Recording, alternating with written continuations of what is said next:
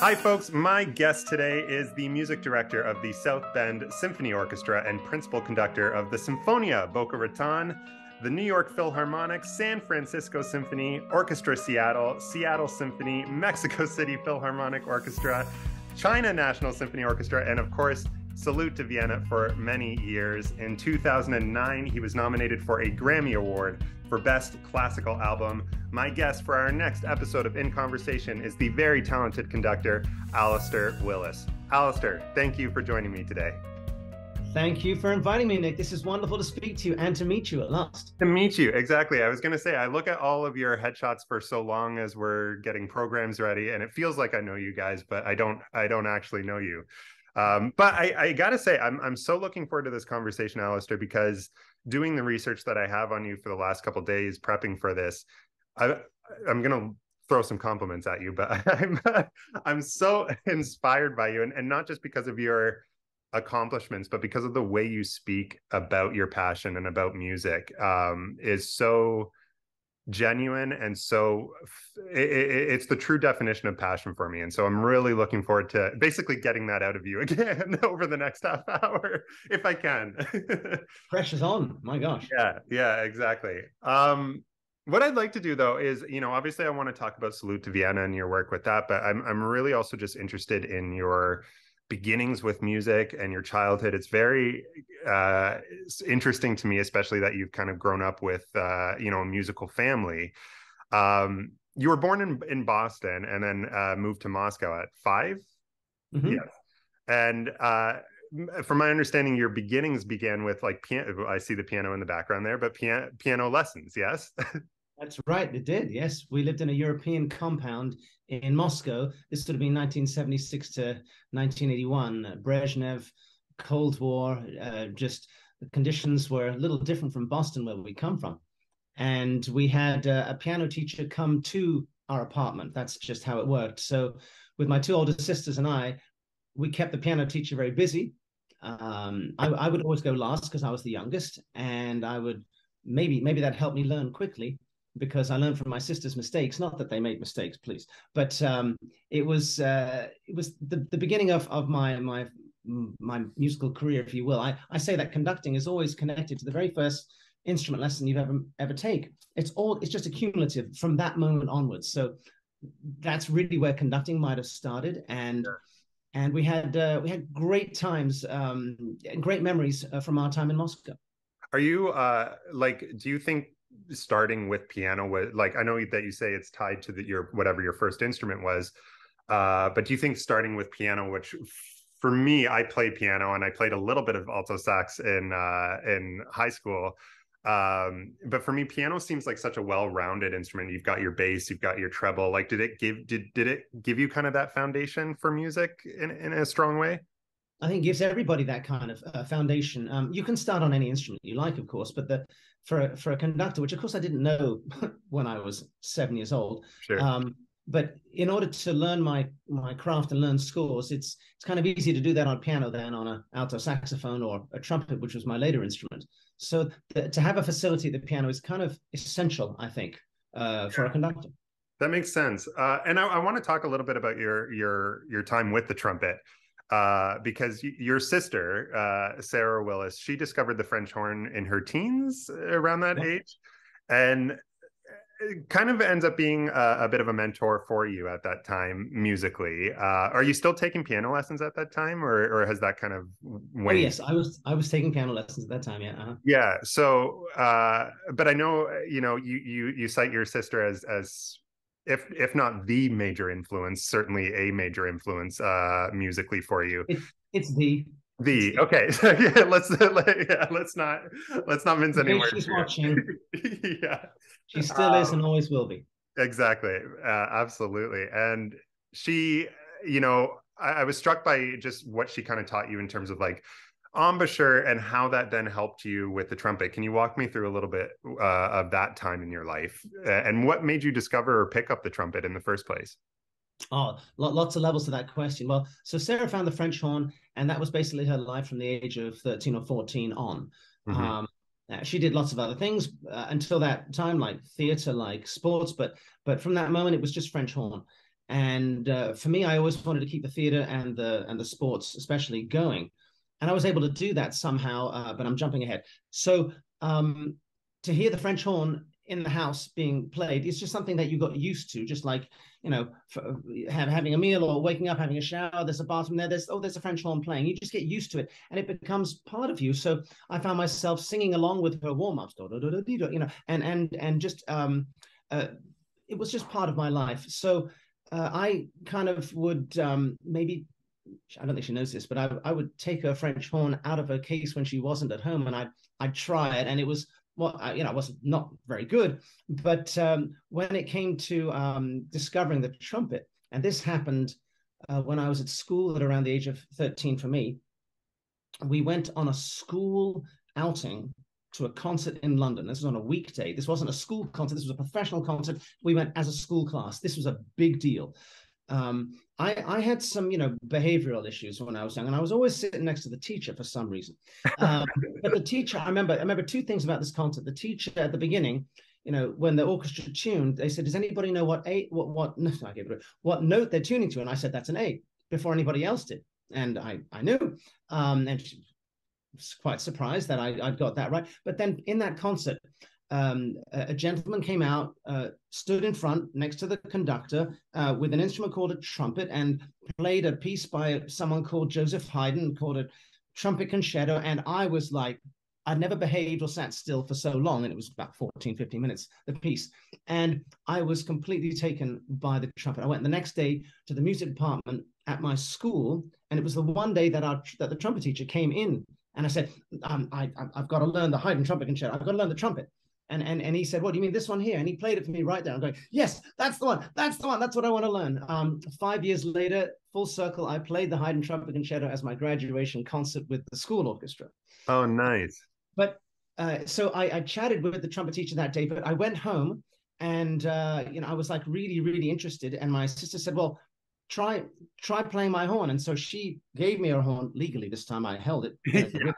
I think she still had a hand on it in case I dropped it. But, she was able to position the mouthpiece, which isn't too dissimilar to a trumpet's mouthpiece, to focus on the embouchure, which is the position of the lips, and how to make a sound. And with that sort of advice, I was able to go to the trumpet teacher and make really rapid and quick progress with the trumpet. Very, very nice. Yeah. It's amazing kind of how working with one instrument can then help you with the other, and how your sister was able to do that.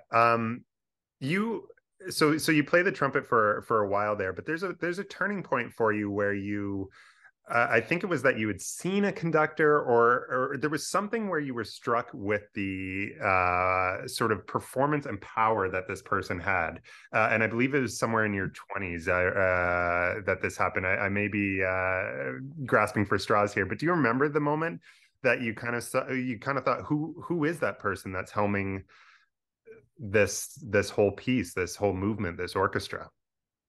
Well, there were a couple. To name them all would take too long, but I think when I was at Bristol University in England doing my undergrad, I was still playing the trumpet then, and it was in the orchestra, and we had a guest conductor come to do the university orchestra, which was a fine university orchestra. And this conductor, his name was Professor Alan Rump. Fantastic name. Yes. And he inspired us for an hour and a half like I'd never been inspired. We were doing Dvorak's Symphony No. 8, the second movement, and there's a great trumpet part in that. And what he said to everybody, how he included everybody, how he talked about the piece, about the composer. He made it way more than the black and white notes, that were in front of me on the piece of music. And all of a sudden I felt, gosh, music is bigger than I thought. And my life kind of changed at that one rehearsal. And I thought to myself, well, could I give conducting a go? Could I try? I mean, we all know that there are inspiring conductors and not so inspiring conductors. I'm not having a go at the uninspiring conductors. I'm trying to elevate the ones who really are inspiring and really who can lift us, can lift an audience, can lift an orchestra to another level, to find an aha moment or aha moments in a piece of music that you might not consider before, even though that the piece really well. And he did this for me, and I thought, well, could I do this for others? because it made such an impact in my life. Well, I just wanted to give back. And that's really how my interest in conducting started. Where do you then go with that? You have this epiphany of like, okay, there's something magical happening here. Who do you talk to then learn to, like, because it's a huge difference from just playing notes on a trumpet and piano to that, right? Well, there is. Yeah, I mean, you're absolutely right. I was inwardly, critical of every, conductor I'd sung in a choir for or played the trumpet for, and I'm thinking, wow, really, what's this person asking for? What they're showing? And I was like thinking, I was always thinking, could I do a better job? And I didn't know. At Bristol University, which was a great place for me to go, they had a music society which was run by students. It's called the Bristol University Music Society, BUMS for short. We went around with T-shirts with BUMS, and we're very, very, very proud of that. And in my second year, I auditioned for the chamber choir, which was run by a student run, and I won the job. I immediately lost all of my friends because now they had to do what I told them, but I was singing and now conducting people with fantastic choral pedigrees. The standard was enormously high, and I felt the pressure. And that 1 year, I didn't do much coursework for my degree, but I was constantly in my scores learning, trying to inspire and trying to figure out what conducting was about. The next year, the chamber orchestra I auditioned for as well, and usually there's a pigeonhole. Choral conductors are choral conductors. Orchestral conductors, never shall the twain meet. Opera conductors are the rare breed that can do everything. Singers, chorus, dancers, orchestra, and so I won the orchestra, and I believe there's only one other person in the history of Bristol University who did the choir and the orchestra. I wanted to, prove them wrong that it is possible. And that was just a wonderful training ground. And I love everything that I do now, and the variety of what I do, whether it's opera, whether it's ballet, choral, or just orchestral. I love it all. That's interesting. I never thought about like the variety that would offer you, and it certainly does. You briefly mentioned. This is where I say that I'm inspired by your passion and how you talk about things, because you did briefly mention theater. Were you involved in theater at all as a child? Like, is there an acting and performative side to you, is what I'm asking. Why, yes, there is. Yeah. When I was at school, so the school that I went to with my sisters was the same school that my mother had gone to 300 years before. I didn't mean that, Mum. A few years before, and it was an all-girls school then. And by the time my sisters and I joined, it had been a mixed school for a couple of years. Therefore, the ratio of girls to boys was heavily in favor of the girls, which meant there weren't many boys to do the main roles, the male main roles in plays and in musicals. And anybody I was one of a very few people who had any kind of musical aspirations, if you will. So I always get in the main roles, always got to kiss the girl, always got to have the main song. And I love that. I loved theater. I love being the center of attention. I guess that's something that's been a constant through my life, I guess. And I developed my love of theater then. And so I also played sports, as I mentioned. So the orchestra person, the games master and the theater director, they were always trying to say, well, we need Alastair for a game. No, he's got a dress rehearsal. No, he's got his performance for and they were always trying to figure out my schedule.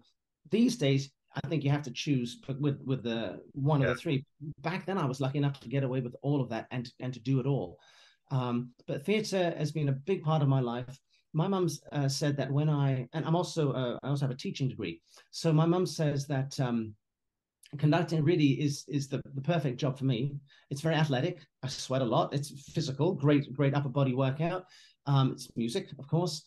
It's educational, whether there's an adult audience or kids in the audience, and it's very much theater. When I'm turning around to talk to an audience or to explain something, I love the spark that comes from everybody gathering together live to be together, to come together. And there is an element of theater in every orchestral performance. Absolutely, yeah. It totally makes sense that it would involve all of those things, and even the athleticism of it makes sense to me. The reason I bring it up, I come from an acting background, and there's something you mentioned in an interview prior where you talked about that it's finding the what's behind the notes, and that there's a lot of work that then goes into your interpretation of the piece and what you can bring to it, especially if it's a piece that people have heard numerous times. You as a conductor have this special ability to bring something unique out of it.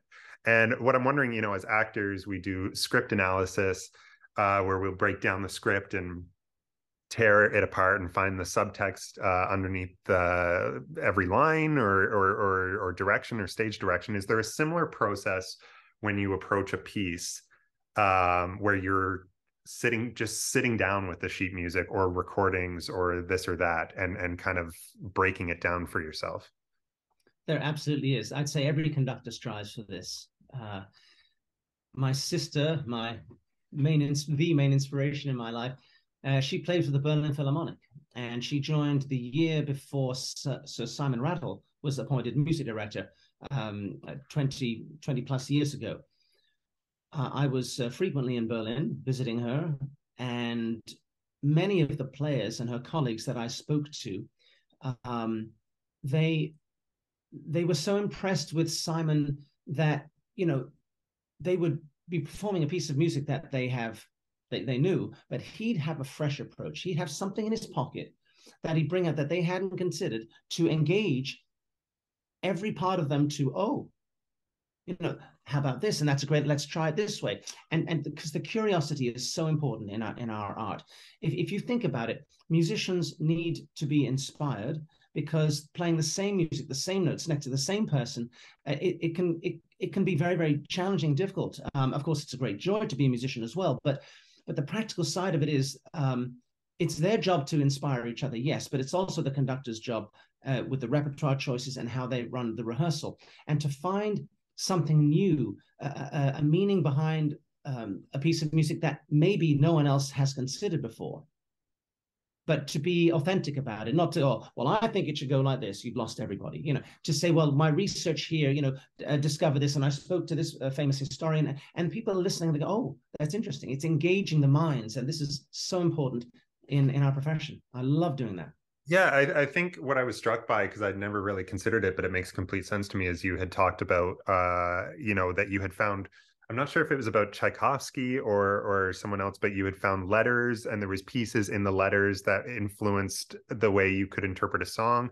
So are you reading is the other facet of your job just that you're reading biographies and kind of absorbing everything that you can about the people who wrote the music or the time periods or this or that, just to get that full rounded interpretation? Yes, one of my subjects for A-level, age 17, 18 at high school, was history. And I love history. And that also connects with my profession, because to know about the history and the eras which the composers lived in their cities and their cultures, to know about them specifically, and their upbringing and their pets and their lovers and their home life, it all, I think, helps me understand music better, and can help me help others understand music. Now, I know several people who don't want to know anything about a piece of music and want to go to a concert and experience on their own. And that's completely legitimate as well. I have no problem with that. But for me, I want to know more. I'm constantly seeking to learn and to keep growing. And yeah, I've got a lot of biographies, and I've read a lot, and there's always more to read. There's always another piece of music you haven't conducted. That's what I love about it. It can always be fresh, and the constant variety. In fact, ask me who my favorite composer is. Well, yeah, who is your favorite composer? Ludwig van Variety. Yes. I knew that was in there, but I want to talk about Salute to Vienna in that context, because that, especially, you're bringing pretty well-known pieces. Even people who aren't familiar with classical music are going to hear the Blue Danube Waltz and know it, whether it's from 2001 Space Oddity or Odyssey, or just a basic understanding of classical, to those who then know it with a deeper, richer understanding, and they know Johann Strauss. Before we get into that, and I do want to talk about the philosophies of that, how did Salute to Vienna even kind of come across your desk? What was your introduction to it? Yeah, tell me the history. Oh gosh. Well, If you can. I've known about Salute to Vienna for a while. Um, as you mentioned, we didn't go quite so far in my acting. I sometimes, what makes me unique as a conductor is that I often create a concert with a theatrical bent. So I will be a composer or somebody who knew the composer back in the 19th century, and I will bring the audience into that moment. I love And that. Yeah. invite them to come in and pretend that we were all there together and explore and do it on a first time. I knew that because I was there, right? Yeah. It gives me a lot of fun, and I love researching all of that. And it adds another angle, and I just love it. I've created many shows, concerts like that. Music first, always. Well, I was doing one of those programs down with my other orchestra in Florida, the Symphonia, near Boca Raton. We were doing a concert they called New Directions because I'm able to theatricalize something. And at this time, it was called Vienna's Riches, and I played the nephew of Zygmunt Hafner, who no one's ever heard of. But my uncle, Sigmund Hafner the First, was the Hafner that Mozart wrote his Symphony Number 35, the Hafner Symphony for. So I take us through that and put us there, and it's really fun. We end up then discovering a bit more about Vienna. We end with the Blue Danube Waltz. Anyway, somebody in the audience that day happened to be called Attila Glatz. And Marion was also there. And there was a little reception afterwards. And he came up to me afterwards and said, I enjoyed the concert very much. Are you interested in conducting any of my Salute to Vienna concerts? And that was how it started. He did say at that moment that we're all booked with conductors for this coming December. This was 5-6 years ago, 4 or 5 years ago. And I said, okay, fine, lovely. I'd love to. But I'll be in touch. Anyway, about a month later, he said, one of the conductors has gone ill. Can you step in? And I'm going, I would love to.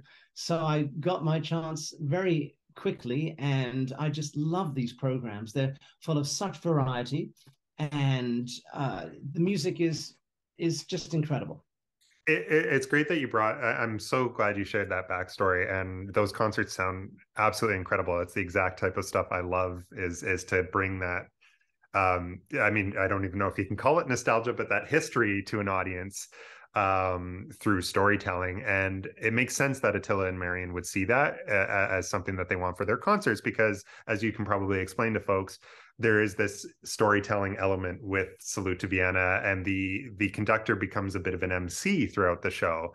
So I'm sure then you found you're stepping in quickly as someone's ill, but did you find that was an easy transition for you to make from the concerts you were doing to then kind of adapting it to the Salute to Vienna format? Well, I'm not sure it was meant to happen this way, but uh, Attila basically said, okay, you're on for this December. We'll send you the repertoire and tell some jokes, speak between the numbers and be an MC. Can you do that? And I'm thinking, sure. And I thought, I then went to Google and I started researching New Year's Eve jokes. And I'm like, I'm not impressed with what I'm finding. Many of them are far too rude to share right now. And then, what can I say about these pieces that people, might find interesting? And then it was like, oh, I put the dots together too late. Well, I'm going to be somebody back then. So I come on, we play the overture, and I introduce myself as being one of the hired assistants for the Strauss family. Oh, I love So it. we've got Johann Senior, Johann Junior, Edvard, and Josef, and they needed somebody, to keep it all together, and that was my job. And so I met a lot of people, and from there we then just have so much fun and with historical insights and tidbits about each piece. Oh, that's amazing. My question was about the philosophies, just to tie us back to this whole thing of kind of finding the meaning behind the notes.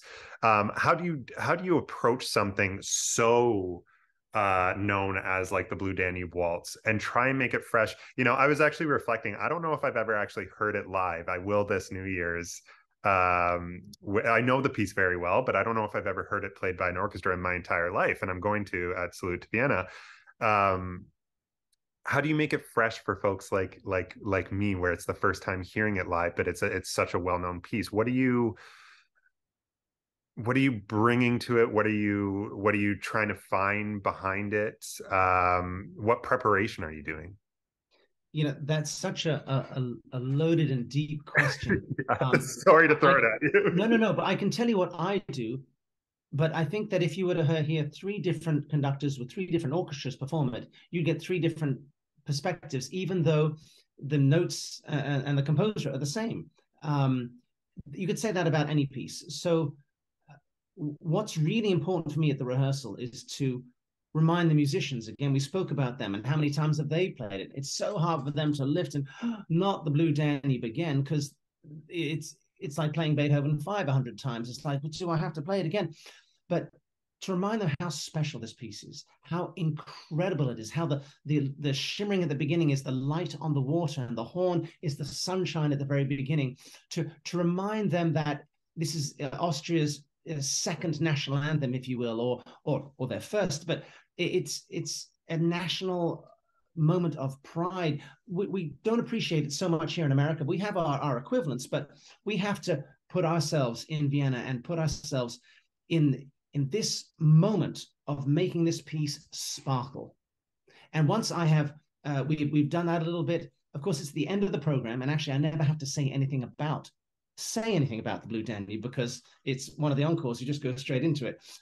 So I've never spoken about it except to the orchestra, as I mentioned in rehearsals.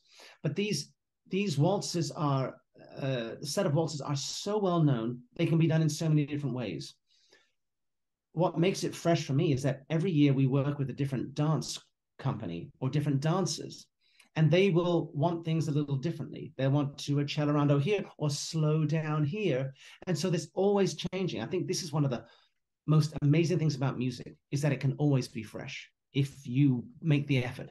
And when we're collaborating, and I'm a collaborative artist, I love working with the singers, with the dancers. We all want to make each other look good, and my job is to serve them at this stage. And so I want to make sure my tempos are what they want, which might be different than the tempos you heard with another conductor, and to hold the moment that they might need holding, that works musically for what the composer wants. There are so many ways, but of course, I mean, let's not put the onus on the audience too. But you know, if you're coming to this concert and you're thinking, oh no, they're going to play this as the encore, well, then we're not going to get through to you at all. But by the end of the program, this is such a happy, joyful, magical experience. Salute to Vienna. It's like, wow. For me, the Blue Danube is like the cherry on the top of the icing of the cake. It is like, yes, this is what we need to go out and after this wonderful 2 hours that we've had together. I love it. I want to leave you with this one kind of question, and this is where I'm prodding you a little bit to get that magic philosophy. But I'm sure there's a lot of ego involved in conducting for some. You're the center stage. You're arguably what a lot of attention is drawn to for the audience, and that's just through pop culture and history and and everything. How do you keep the ego at bay as the leader of this, but then also serve, as you just said? I love that. Like you're also serving the dancers. Like they're not just this added addition that are doing this independently of you. You're working with them. Or as you mentioned previously, an opera conductor is serving all these different facets. How do you balance that and then also not let it go to your head? It's a question I get asked a lot. When you first start conducting, when you get in front of an orchestra or choir for the first time, and you take a stick, a piece of wood, you lift it, and then 150 people do exactly what you say. This can be a power trip. And I saw young conductors, wow, I think it's like Harry Potter and his magic wand. Here you go. And I saw young conductors, struggle with that. I'm grateful that I believe I've always kept my feet firmly on the ground. We are all there for the composer. That's the audience, the musicians, and the conductor. We we don't serve our egos, we serve the music.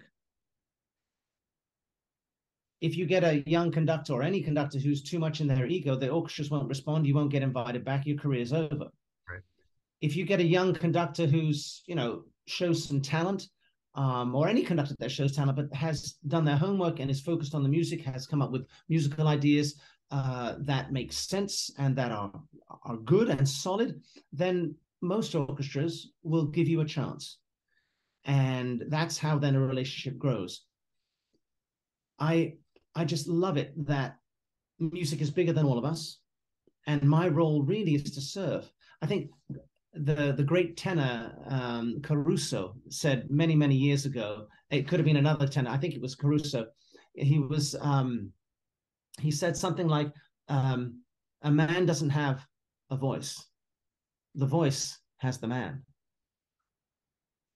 And I've felt many times in my career that I am there to serve music. The music has me, if you will. This may sound, just to finish off this comment, this may sound strange. It has to several people I've spoken to this, but I feel that I've done my best work when I've tried to be as invisible as possible. In order to serve the music, I have to help the musicians, not get in their way, not pull focus from them. Now, there are things such as pop shows and where you want to every now and then, when maybe I'm going to sing or I'm going to dance. Great, of course, that's a moment there, but it should all be part of the whole. But for me to allow the musicians to have the focus, because they're the ones making the notes, and therefore to try and be as invisible as possible. This is really when I get the most satisfaction. So many people come up to me and say things like, "Oh, we enjoyed the concert almost as much as watching you conduct." And, you just have to say thank you at that stage. Whereas what I'm yearning to say is, no, you got it all wrong. Focus on the musicians, on the music, on the composer. We all have a role. Somebody has to take charge and unify. And that's my job. I love it. I want to throw one more thing at you if I can.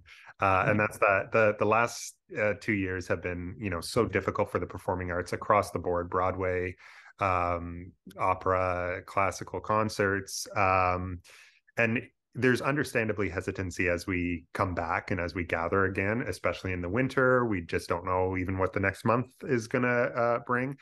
Beyond all that, and let's ignore for a moment, if we can, kind of what's going on still in the world that way.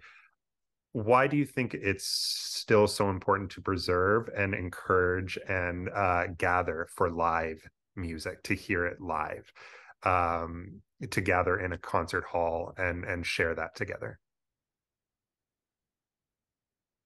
Well, I can only speak from personal experience that whether I was gathering at that one rehearsal with Dr. Alan Rump or with in concerts at that, when I was inspired by the trumpet to learn the trumpet, that magic can happen with music. Music is the universal language, and music brings us together. Sports does as well. Many things do, but for me, there's nothing like experiencing a concert live. Of course, we've got recordings, we've got elevator music, you can go shopping and hear goodness knows your entire Christmas program down the produce aisle. And these all have various important places in our lives, but to hear and to experience an orchestra play something like Salute to Vienna with other people who are enjoying, responding to, and embracing and soaking in this incredible culture, this incredible tradition, is extraordinarily special.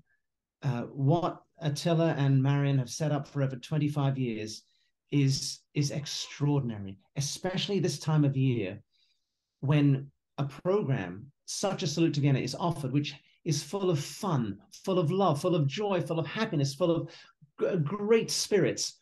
This is what we need at this time of year more than anything.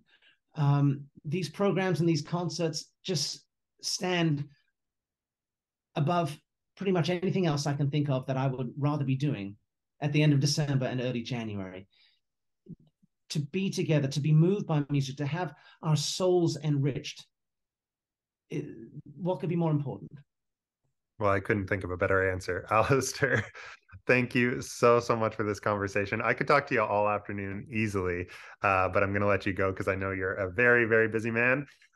Folks, thank you so much for joining our chat. Of course, you can check out Salute to Vienna concerts at salutetovienna.com and see if we are performing in a city near you this year. You can also find out where Alistair will be. Alistair, where will you be this year? New Jersey and New York. Yes, there you go. New Jersey and New York. So if you're in those spots, you can check out the newly renovated David Geffen Hall in New York. Alistair will be there. Have you played in the newly renovated hall yet? Not in the newly in the old one. Yes. The old, oh, yeah, yeah. Yeah. Yeah, so supposedly it's very good and the acoustics are outstanding now. Not that they weren't before, but it'll certainly be very special on New Year's. Thank you very much, folks.